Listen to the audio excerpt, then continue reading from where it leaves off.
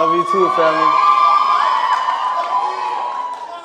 So when I say one voice, I want you to say one team. One voice. One team. You got to say it like you mean it. If you're talking about being a rebel, you can't walk softly.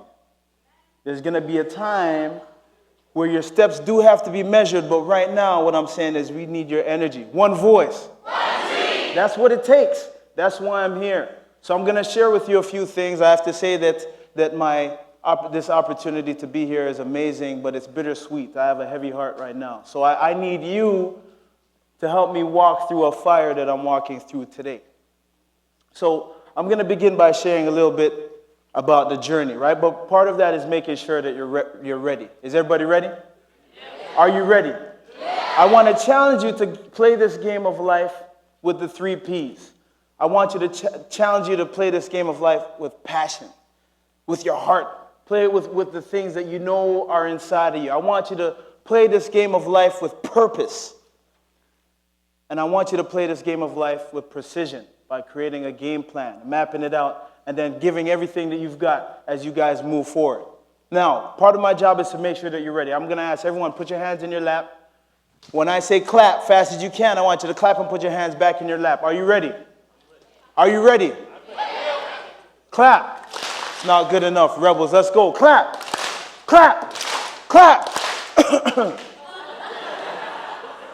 Stay focused. Stay focused. Listen, I'm here because I care about you guys. I'm going to share something. I don't really believe in good days and bad days, but I think someone's trying to make a believer out of me today. So earlier on today, I was really excited. I pull up in the parking lot. I get a phone call. It's my parents live in Tampa, Florida. So my dad called. He said, son, my heart is heavy today, man. I feel numb. I said, really? What's going on, Dad? And he said, my dad has a younger brother who's sick, and they're saying that he may not live a whole lot longer. So 3 of our family members went last night to go, get around him and to spend time with him and to just fellowship.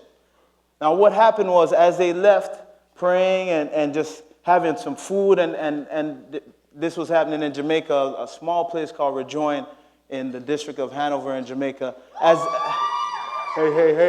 So as they're leaving, they have to go through a place where they call the crossroad, right? That's where people gather, they play music, play dominoes. So 2 of my uncles were out there and they're watching some folks play. Someone got up and just started shooting and tried to shoot everybody that was in and around that square. Ended up killing 4 people. 3 of my relatives passed. Let me tell you something. Conventional wisdom would tell me that I need to say, you know what, I can't do this. Conventional wisdom would tell me that I need to say, hey, I need to step away from everything that I had planned today. But here's what I want to say. The reason that I'm here is because sometimes conventional wisdom is unwise. Because the reason why I breathe, the reason why I exist is for you guys. It's for young people. Because you have so much in you to give.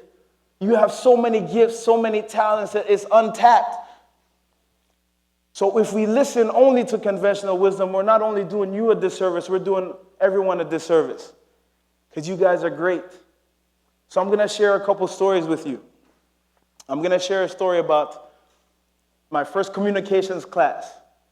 I went to school, born in Jamaica, grew up in Toronto, moved to Brampton for high school, went to Brampton Centennial. From there, I got a football scholarship, went to Chicago. I studied hard, played hard, graduated twice, did a bachelor's in marketing, a master's in the management of information technology, started working as an IT consultant, had a chance to come back here. I got a call from the Toronto Argonauts. I came back, played with the Argos and the Ticats, had a chance to co-host a fitness show, do some acting with Morgan Freeman, Ben Affleck. Let me tell you what, none of that stuff means anything to me. What's important to me is that I'm a father. I'm a father of 3 young boys. Dante is 9, Justice is 7, Marcus is 5. And I'm married to a superstar. And she's a role model, she's a mentor, and she's a hottie, too. So, I'm real happy about that. Now understand this. That's my fans. And here's the thing. There's things in life that will make you smile. There's things in life that will sometimes make you cry. It's important to understand that as you go through life, you understand that you can't do it all by yourself. You can't do it alone. You have to get people around you who care about you, people who understand who you are, what you stand for. And that's what it's all about, getting those folks around you who can encourage you when times get tough, when times are hard, when it feels like you might not be able to see past your own hand. You need those folks to say, you know what, you could do it. You could make it, and I've got your back. I'm going to share a quick story. I went down to Chicago. You know those icebreaker activities that you do first day of class? Yes? Yeah, so I'm in class. I'm sitting down. They said to, say your name, where you're from. So I stand up, throw my shoulders back a little bit. Said, my name's Orlando Bowen, from just outside of Toronto, Canada. What? Who? And it was right then when the young man who was sitting in front of me asked the question of the day, perhaps the question of the year. When staring at me, he said, so, they have black people in Canada?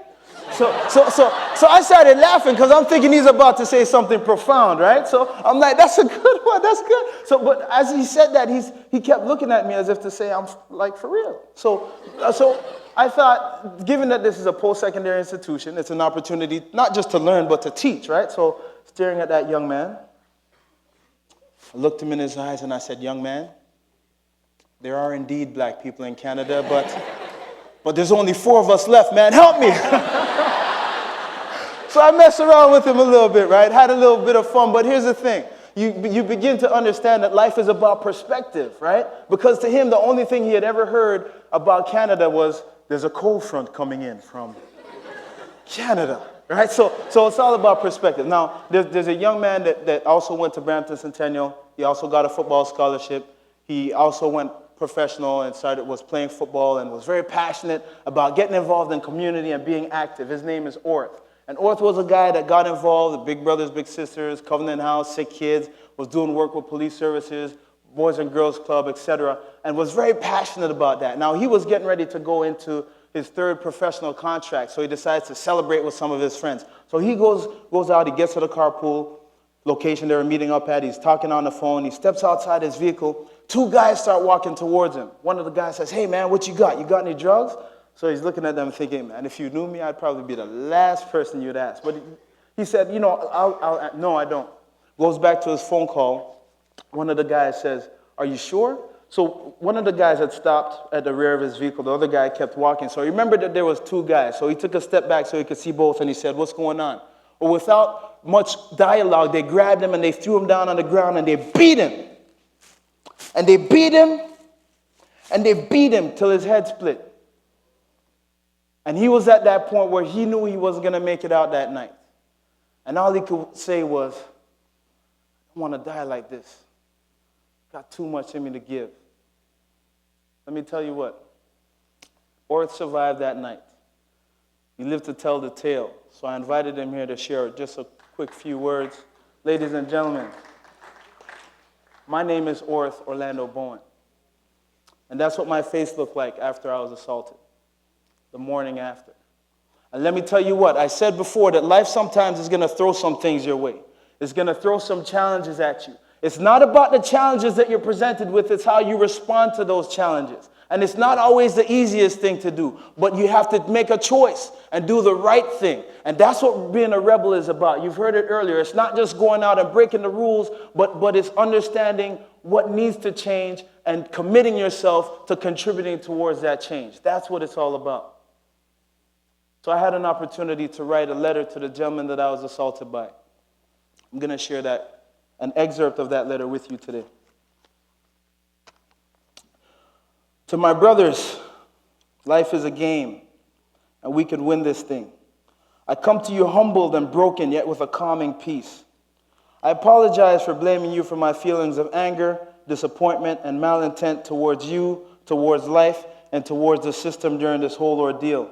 I know that this had happened for a reason, that the reason would be revealed to me in time, but I began feeling sad, angry, resentful, and that's not who I am. This may sound very strange, but in this game of life, we're on the same team. I want to courageously express the fact that I'm thankful, grateful and forever in debt to you for this experience because it has forever changed my life. It's made me a better father, a better husband, and a better human being. Someone who could fully understand what it means to feel alone, to feel broken, and to feel like the weight of the world is on their shoulders. More importantly, someone who truly values the incomparable significance of precious time spent with loved ones, time spent meeting new family members, and time spent trying to make a difference in the lives of others and in this world by loving people unconditionally. I love you guys unconditionally, and I embrace you with every fiber of my being, with strength that is much greater than anything I could bring to the table. It's divine strength. I pray for your strength to deal with your pain, and I pray that you know that you're forgiven 100% and loved 99%, working on that last 1% today. We, through this experience, have a tremendous power to change lives, and I'm grateful for that, and I embrace that. So please know that there's someone out there that cares about you, loves you, and wants the best for you and your families. I want you to know that I play this game of life for you.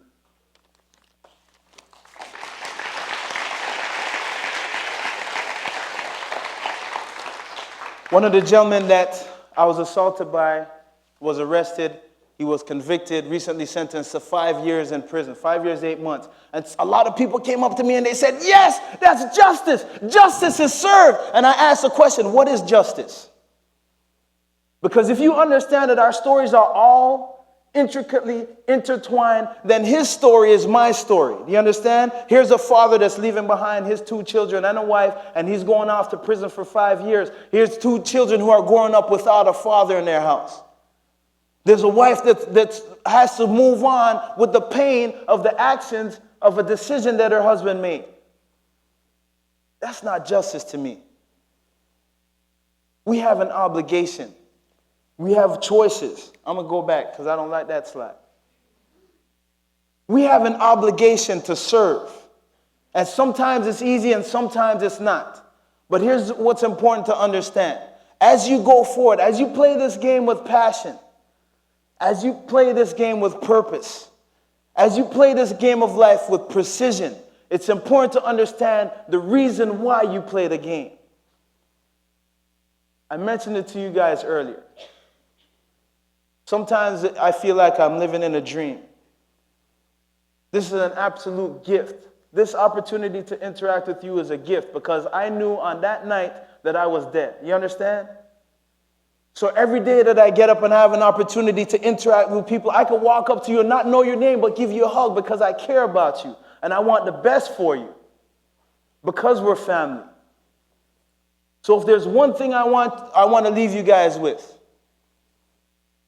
is to understand why you play this game. I want you to know that I am, I breathe, I laugh, and I cry as I play this game of life for you. Thank you.